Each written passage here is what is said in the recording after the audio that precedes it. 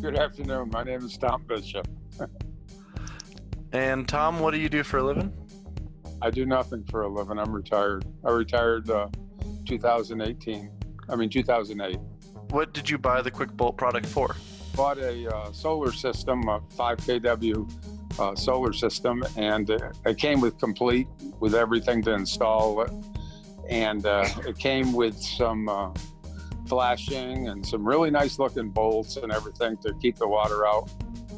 And my roof was pretty much new on my house, and in order to put the flashing on, I had to lift the shingles up, I had to remove nails, I had to slide these things up in position, and I just felt that was way too invasive for my brand new roof.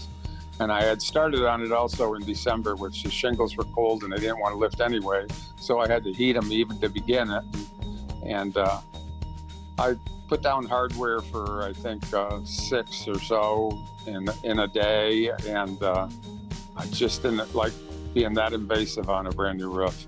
So I looked on the internet and I found your product, and so I bought those so that I could be a lot faster at it. Once you found the roof truss, it's just a matter of a pilot hole, putting some goop on the bottom of the washers and driving them in. I guess probably only 100 times faster than the other, especially if you're doing it in December.